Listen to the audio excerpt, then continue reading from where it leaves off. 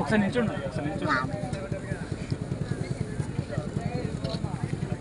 Okay.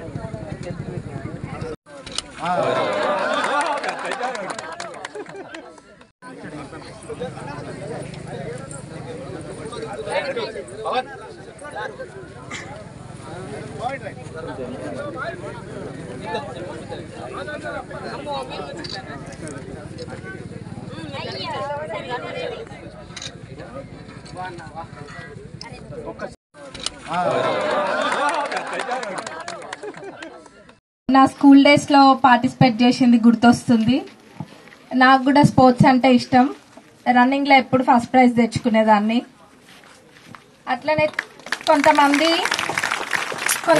Parents ఇప్పటికీ కూడా sports అంటే అది అవసరం లేదు, మా పిల్లలు ఉత్త చదువుకుంటే చాలన్నట్టు ఆలోచిస్తారు. కానీ చదువుతో పాటు స్పోర్ట్స్ అనేది కూడా చాలా ఇంపార్టెంట్.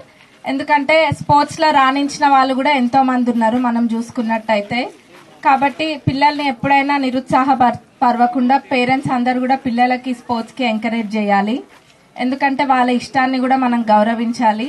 ఎంతసేపు బుక్ పట్టుకోవడమే కాదు, బుక్ పట్టుకోవడంతో పాటు స్పోర్ట్స్ లో పార్టిసిపేట్ చేస్తే వాళ్ళకు కూడా మంచిగా ఉంటది, కొంచెం రిలాక్సేషన్ లాగా, ఇంకా ఫిజికల్ యాక్టివిటీ ఉంటది.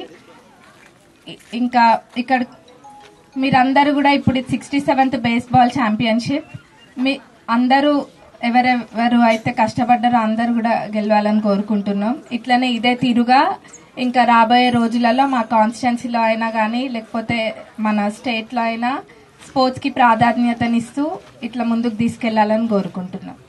Thank you.